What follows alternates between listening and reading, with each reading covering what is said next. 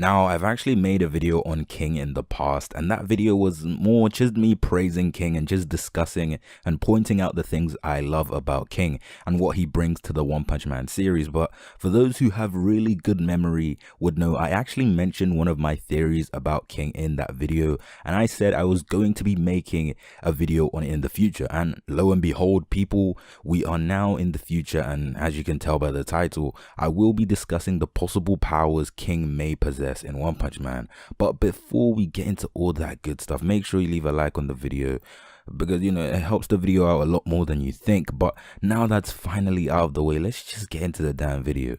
Now, I have 3 theories I want to talk about for King, and as you can tell by the title, I will be splitting these into 3 parts and be releasing all of them by the end of this month. So about 1 theory for specifically King each week. And you may be wondering why I'm doing this. Well, I just felt like it would be appropriate for King since he's one of my favorite characters in One Punch Man, and secondly, splitting these into parts allows me to go deeper with these theories rather than trying to cram all of them into like a 10-15 minute video. Now, let's start with our first theory, being one I've kind of went into in my last King video, which was actually partially inspired by King of Lightning whilst watching one of his streams, which was the theory of King being able to control causality. Now, if you don't know what causality is, well, causality is the relation between cause and effect, and therefore being able to control causality is the ability to control the relation between cause and effect.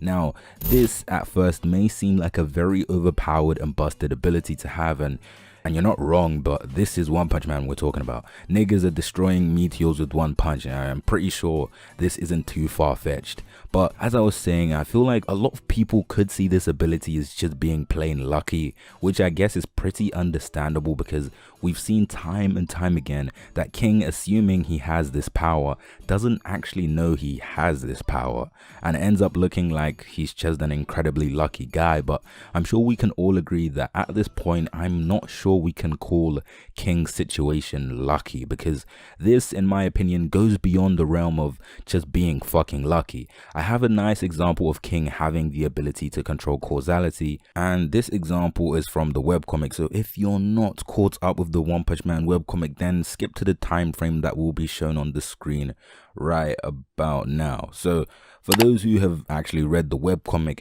I'm sure you guys all remember the time when obviously Bang retired and Atomic Samurai was looking for a new partner, because as we all know, Atomic Samurai and Bang were really close friends and were pretty similar in strength. So once Bang retired as a hero, Atomic Samurai was looking for someone to kind of take Bang's place. So he went to King, since King is deemed as the strongest man alive. So Atomic wanted to test King's swordsmanship skills and told him to slice an apple in half, and guess what? King wasn't even able to lift the fucking sword and just simply left. Yep, King just left the scene because he knew he wasn't strong enough. But of course, King's ability to control causality kicks in, and Atomic Samurai believes King cut the apple so quick that the apple didn't even realize it had been cut, which in itself I'm sure defies every single law of physics, but that's what Atomic Samurai believed. And at that point, I was completely convinced this man had the ability to control causality without knowing, because in that moment King should have been found out by Atomic Samurai. But no, King is still here, and I'm sure he's going to be here for a very, very long time. Now, you guys are probably wondering, okay, if King has the ability, why isn't it obvious that he can use it, and who exactly gave King these powers? Now, to answer the first question, I'm not too sure if it's even possible to show King having the ability to control causality whilst at the same time keeping the comedic side to King and keeping him oblivious of what his power actually is.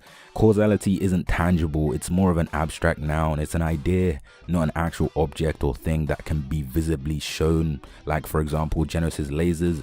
But to answer the second question, well, if you're a manga reader, which I'm sure majority of you are, then we now know that God is able to grant people powers, and with that information alone, I'm sure it's safe to say, assuming God can give people powers without knowing, then King was given these powers by God, because King is fundamentally just a normal human. He's not an Esper or any other type of race apart from a human.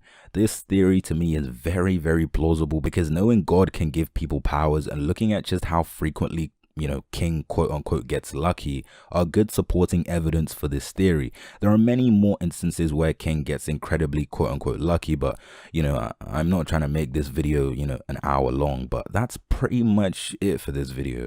Tell me what you guys think of this theory, and tell me some more of your theories in the comments, because they might just end up being featured in the next parts of this, I guess, series, or series of episodes. I don't know.